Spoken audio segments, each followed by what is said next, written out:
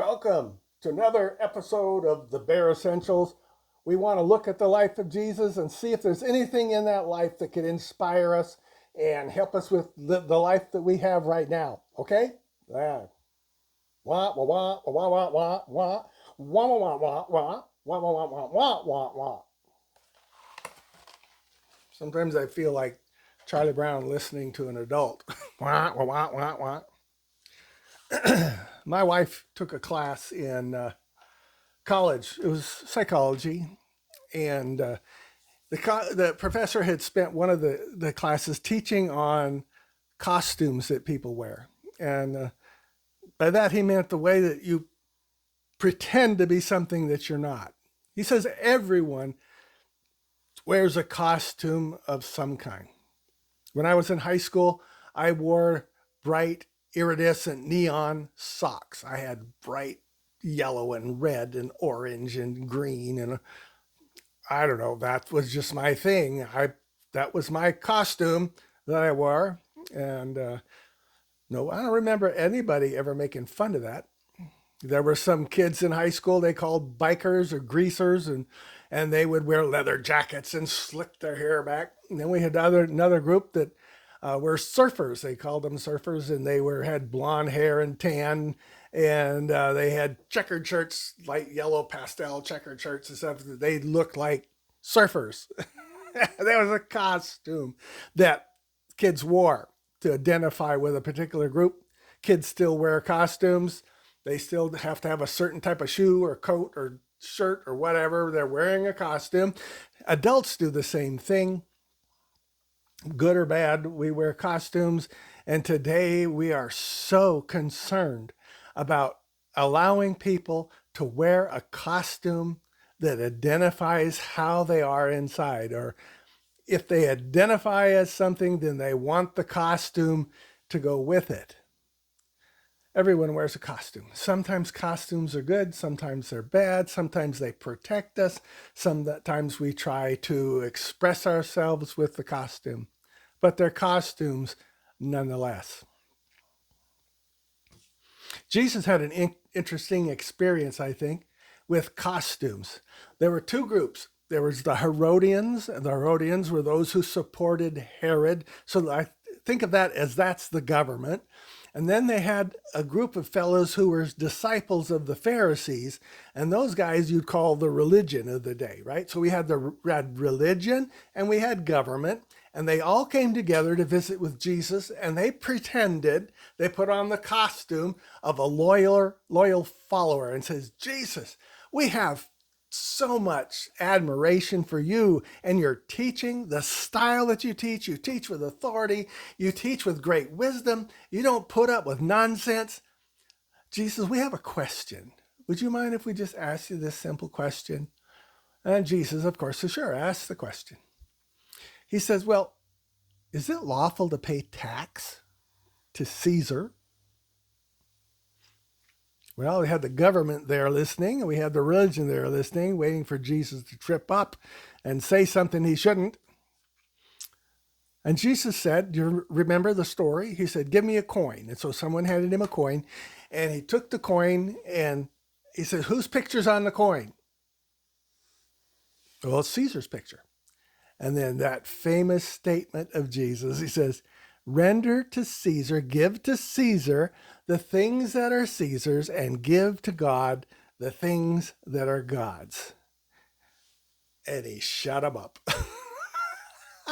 They had nothing to say. He saw through their hypocrisy. He saw through their hypocrisy. He saw through the costume. They pretended to be his loyal followers. They were lying. They were presenting something that was not true. Most of the time I think of hypocrites today, it's when I hear about people who used to be involved in churches, and they say, I just got so sick and tired of going to church because there are just so many hypocrites there.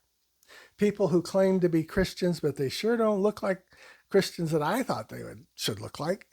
And then the other people who are offended by organized Christianity because they say those people don't act like what Jesus would be like. They don't act like he taught.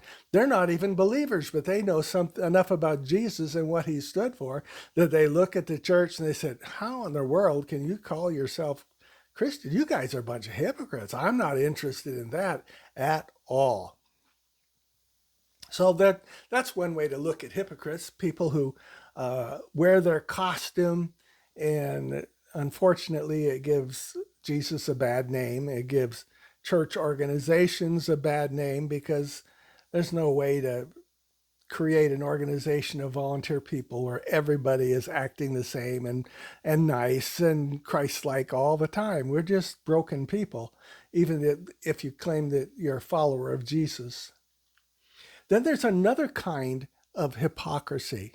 Hypocrisy is like pretending, it's wearing a costume. And that's the kind of hypocrisy that seeks to protect yourself, where you're trying to protect yourself from something. It's not that you're on the offense to try to project an image on the outside, but it's defensive. It's trying to protect who you are. And one of my favorite comedians was Robin Williams, and I was so sorry when he took his own life, and I enjoyed his work and his craziness and his ability to switch personalities. Well, you know how Robin Williams was. He said something that always stuck with me. He says, people don't fake being depressed. They fake being okay. People don't fake being depressed. They fake being okay. It's hypocrisy, right? But it's on the other side. One is offensive, one's defensive. And do you suppose Jesus could see through the defensive kind of hypocrisy where you're trying to protect yourself just as much as he can see through the hypocrisy of people that are saying one thing and doing another? Of course he can. Do you think Jesus cares about those people? Of course he does. He came to the earth. He spent time here identifying hypocrisy. So that was one of the things he did really well. And he spent time forgiving people and seeing behind their hypocrisy and what they really needed and making them whole.